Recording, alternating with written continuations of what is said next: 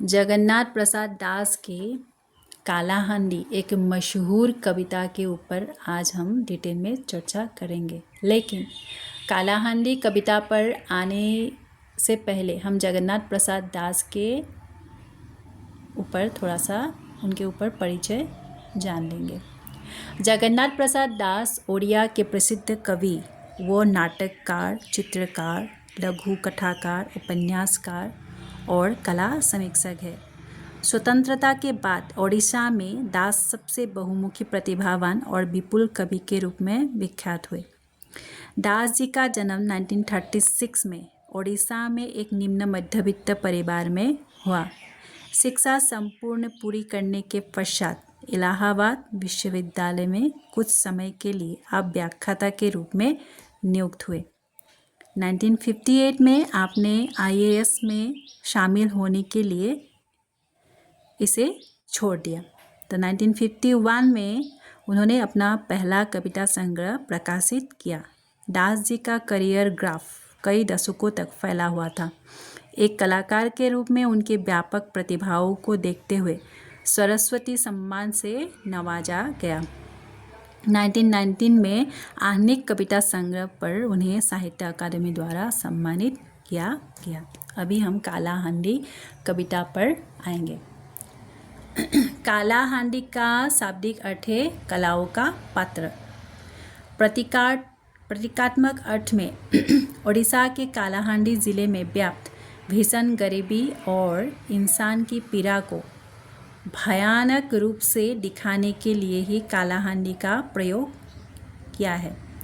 ओडिशा में जहां भूख से तड़पते इंसानों की दुर्दशा, सरकार की उपेक्षा और मीडिया की अन्याय ही मौजूद है, यह सिर्फ ओडिशा तक ही सीमित नहीं है, बल्कि पूरे भारतवर्ष ही कालाहांडी भी बन चुकी है, जहां राजनेताओं और मीडिया द्वारा उनकी स्थिति का शोषण हो रहा है। गरीबों को अपने हाल पर छोड़ दिया गया है। उनकी जिम्मेदारी लेने वाले कोई नहीं है।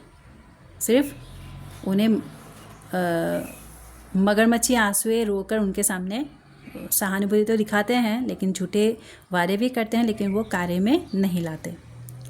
उन्हें अपनी समस्याओं का समाधान खुद ढूंढना है। लोग लाचार बेबस होकर सरकार के झूठे अफवाहों के शिकार बनते हैं और मजदूर ठेकेदारों के सामने खुद को, अपनों को बिक देते हैं। मीडिया सभी को न्याय दिलाने के नाम पर अपना केवल मात्र स्वार्थ ही सिद्धि करने में लगे हैं। अब पहले स्टैंजा में आएंगे। अब सड़क के नक्शे एक तरफ रख दीजिए। वहाँ जाने के लिए अब हेलीकॉप्टर की ज़रूरत नहीं है। जहाँ भी भूख है वहाँ कालाहांडी है। बारिश के देवता ने मुंह मोड़ लिया। रात को खाने के लिए पेड़ों पर एक भी हरा पत्ता नहीं बचा था। पूरा गांव कब्रिस्तान बन गया था। फटी ज़मीन, फीकी नदी की रेत। अभी इसकी व्याख्या देखेंगे। कभी कहते हैं कि कालाहांडी को तलाशने के लिए किसी सड़क, मानचित्र या परिवहन साधन की आवश्यकता नहीं है। मतलब कालाहांडी को ढूंढने के लिए हेलीकॉप्टर की भी कोई ज़रूरत नहीं है। उसे जहाँ भी भूख और पीड़ा से लोग करा रहे हैं वही कालाहांडी है। यहाँ का दृश्य अत्यंत भयावह है। प्राकृतिक संपदाओं का भी यहाँ अभाव हो रहा है। बारिश कई दिनों से हुई ही नहीं है, इसीलिए पूरी ज़मीन फट चुकी है। पेड़ पर एक भी हरा पत्ता नहीं है जिससे भोजन कर अपना भूख मिटा सके। नदी भी पानी के अभाव में चातक पक्षी के समान मेघों की ओर ताक रहे हैं। पूरा गांव कब्रिस्तान बन चुका है। सभी गरीब भूख के मारे तड़प रहे हैं, लेकिन कोई भी उस पर थोड़ी सी सहानुभूति नहीं रखते। सहानुभूति तो दिखाते हैं, लेकिन झूठे वादे भी कर लेते हैं, लेकिन उसे कार्य में कोई नहीं लाते। सभी अपने उल्लू सीधा करने में ही लगे हुए हैं। तो अभी विशेष में ऐसे लिख सकते हो, कालाहांडी का भयावह दृश्य का यहाँ वर्णन हुआ है। 2 नंबर, कालाहांडी के प्रति बारिश का भी नफरत रूप को ही यहाँ दर्शाया गया है। हेलीकॉप्टर, कब्रिस्तान शब्दों से कवि ने करारा व्यंग किया है, क्योंकि राजनेता तो हेलीकॉप्टर में ही आते हैं, लेकिन कालाहांडी ऐसी जगह है जिसे ढूंढने के लिए इन सबों की कोई ज़रूरत नहीं है हेलीकॉप्टर की, क्योंकि जहाँ भूखमरी तड़पते हुए लोग देखेंगे वही कालाहांडी है। खड़ी बोली हिंदी का यहाँ मतलब खड़ी बोली सहज सरल हिंदी का यहाँ प्रयोग हुआ है, मतलब आसानी से इस कविता को समझा जा सकता है। यहाँ मुख्यतः रूपक, अनुप्रास और मानवीकरण अलंकार का प्रयोग हुआ है। जहाँ भूख, गरीबी इन शब्दों का प्रयोग हुआ है, वहाँ मानवीकरण अलंकार का प्रयोग हुआ है। और जिन शब्दों को बार बार एक ही रूप में मतलब प्रयोग किया गया है, वहाँ अनुप्रास अलंकार का प्रयोग हुआ है।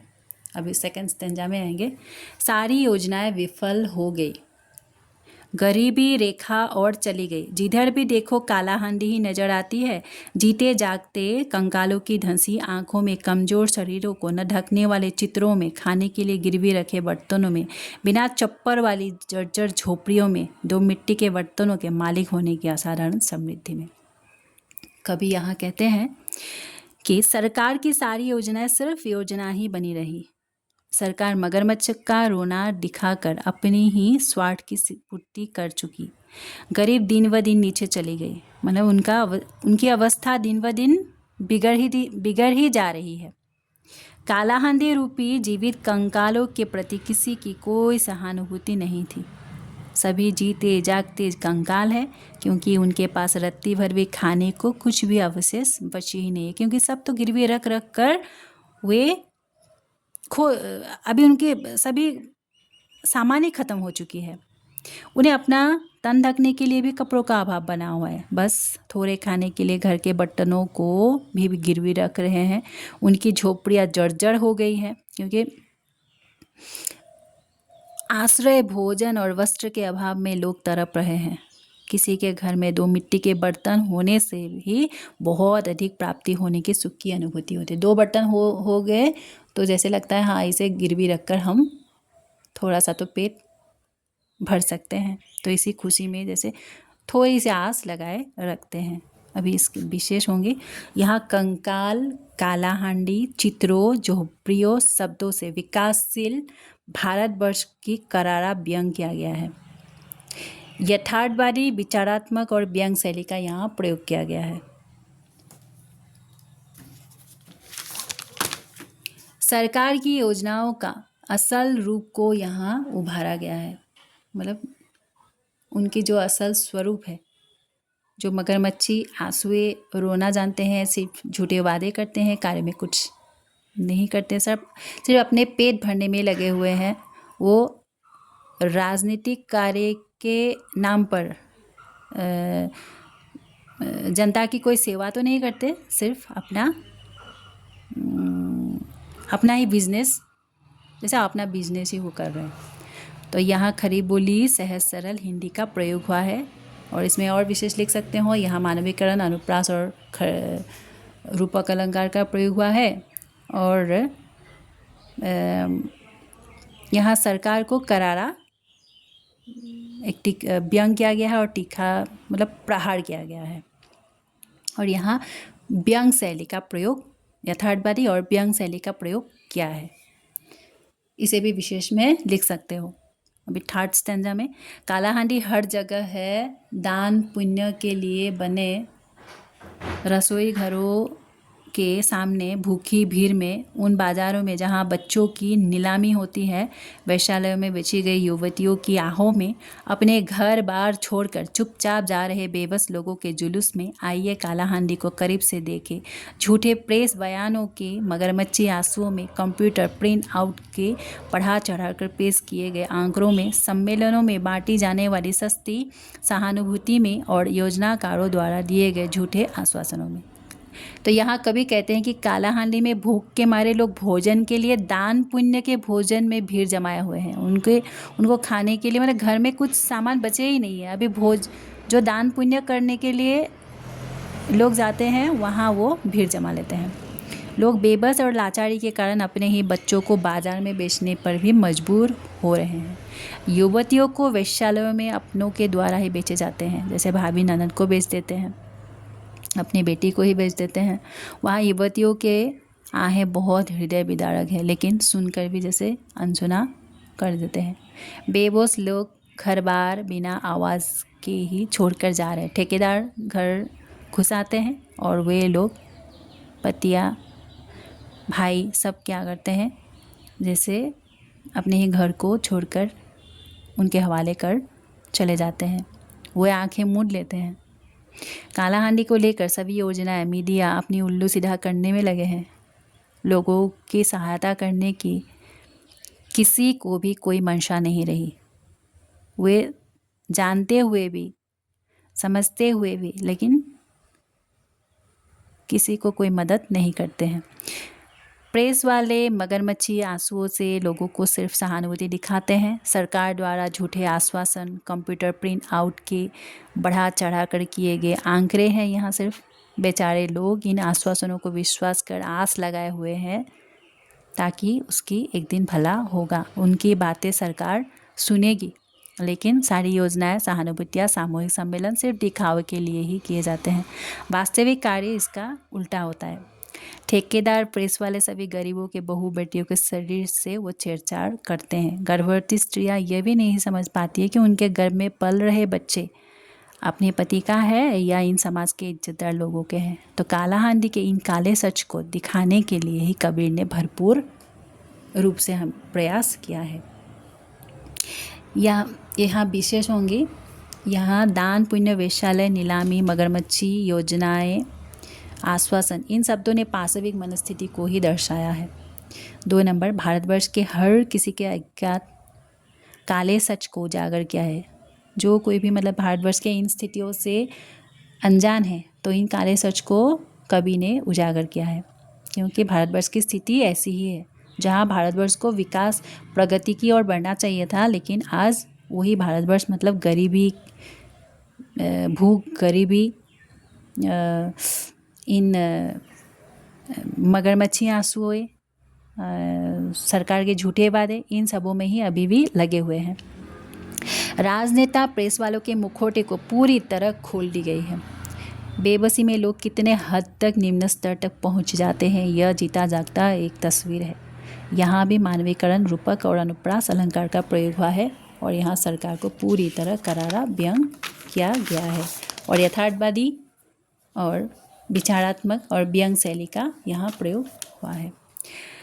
4 नंबर स्टेंजा, काला हांडी हमारे करीब है, हमारी आत्मा के कभी कभार किए गए योगदान में, अंतरात्मा की अनपेक्षित पुकार में, सहानुभूति में, दुर्लभ पश्चाताप में, गहरी नींद में, आने वाले बुरे सपनों में, बीमारी में, भूख में, बेबसी में और आसन्न रक्तपात के घोर भय में। फिर हम काला हांडी को पीछे छोड़कर 21वीं सदी के गौरवशाली द्वारों कैसे प्रवेश कर सकते हैं? यहाँ कवि का एक बहुत महत्वपूर्ण प्रश्न छुपा हुआ है।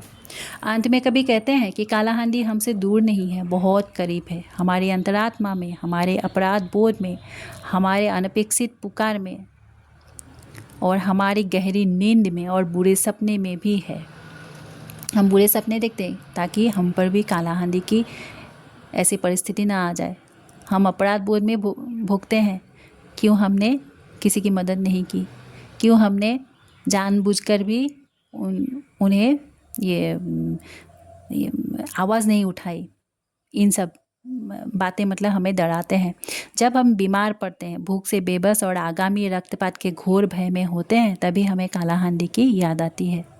वो हमें भी मतलब ऐसी परिस्थिति हम पर भी ना आ जाए। हम यह सभी जानते हुए भी कभी भी मदद के लिए प्रयास ही नहीं करते हैं। ऐसे सब कुछ जानते भी हैं, लेकिन होने से भी हम आंख मूंद लेते हैं। ये सबकी परिस्थिति है। जो सच जानकर भी सच उगलना नहीं जानते, सिर्फ वो दबा कर रखते हैं, कोई उसे बुरा ना माने, किसी के साथ हाथ मिला ना सके। तो ऐसी बातों के लिए आज काला हांडी बनती जा रही है। हम ये सभी जानते हुए भी कभी भी मदद के लिए प्रयास ही नहीं करते हैं। समय रहते ही हमें संभल जाना है। इन अपराधों को, अमानवीयपन को दूर हटाने की अथक प्रयास करना चाहिए, नहीं तो यह काला हांडी न जाने किस किस के जीवन में उतर आए। अंत में कभी बहुत ही महत्वपूर्ण प्रश्न पूछता है कि हम काला हांडी को पीछे छोड़ते हुए गर्भ से 21वीं सदी में कैसे प्रवेश कर सकते हैं, जब इतने सारे विकासशील भारत में दुर्दशाएं झेल रहे हैं। तो हम खुद को किस मुँह से आधुनिक, विकसित या उन्नत कह सकते हैं? क्योंकि हम तो गरीबी, भूख, इन सबों में ही अभी डूबे हुए हैं। और राजनेताएं जो अभी जनताओं को लेकर, मतलब देश को विकास की ओर बढ़ाना चाहिए था, लेकिन वो अपने उल्लू सीधा करने में ही लगे हुए। तो हमारे भारतवर्ष कैसे विकास हो सकते हैं? यह कविता हमें समझा रहे हैं कि ऐसे अमानवीयता, मानसिक स्थिति के रहते गरीबों को शोषण करते हुए समाज कभी भी प्रगति नहीं कर सकता। कैसे करेगी? वो तो क्योंकि वो जनताओं के काम में आते ही नहीं, वो अपना सिर्फ अपना बिजनेस करते हैं राजनीति में आकर सभी लोग। और जो प्रेस वाले होते हैं वो जनता के लिए होते हैं, मतलब वो उनकी आवाज़ होती है, लेकिन आकर वो क्या करते हैं, वो भी अपना ही बिजनेस करते हैं। तो ऐसे देश में मतलब कभी भी प्रगति हो ही नहीं सकती। तो कालाहांडी सिर्फ ओडिशा का एक विशेष जगह ही नहीं है, यह हमारे पूरे भारतवर्ष की कठोर वास्तविकता है, जहाँ भूख और असमानता रहती है। क्योंकि असमानता कैसे होती है? जैसे एक घर में सभी इतने अच्छे से रहते हैं, खाते हैं, पीते हैं, लेकिन उसके करीबी लोग ही मतलब क्या होते हैं, गरीब में जूझ रहे हैं, लेकिन उन पर किसी को सहानुभूति नहीं आती है। कोई मतलब ठेकेदार होते हैं तो वो जैसे गरीबों को शोषण करने में ही लगे हुए हैं। वो अभी प्रगति की ओर कैसे सोच सकेगी? क्योंकि वो अपने तो सभी जो ठेकेदार है, जो मालिक की पन है, वो तो अपने स्वार्थ की पूर्ति के लिए ही लगे रहते हैं, वो देश के भला के लिए तो लगे ही नहीं रहते हैं। लेकिन गरीब जो है वो अपने परिस्थितियों के प्रति ही परिस्थितियों से ही वो जूझते रह जाते हैं। तो इस देश का भला कैसे हो सकती है? तो इसमें विशेष होंगी कालाहांडी का अर्थ अपराध बोध, अनपेक्षित पुकार, बुरे सपने, भूख से बेबस, रक्तपात के घोर भय से हैं। 2 नंबर विकासशील भारतवर्ष का वास्तविकता को उजागर यहाँ किया गया है। 3 नंबर गरीबों को शोषण, अमानवीयता से लांघ कर कोई भी विकास की ओर बढ़ने में असमर्थ रहेगा। 4 नंबर इन पाशविकता को दूर करने में सबकी समान रूप से योगदान होना चाहिए। 5 नंबर यहाँ मानवीकरण, अनुप्रास अलंकार का प्रयोग हुआ है। 6 नंबर यथार्थवादी, विचारात्मक और व्यंग शैली का ही यहाँ प्रयोग हुआ है, और भाषा सहज सरल हिंदी का ही यहाँ प्रयोग हुआ है। आई होप ये कविता आप लोगों को अच्छी तरह से समझ में आ गई होगी।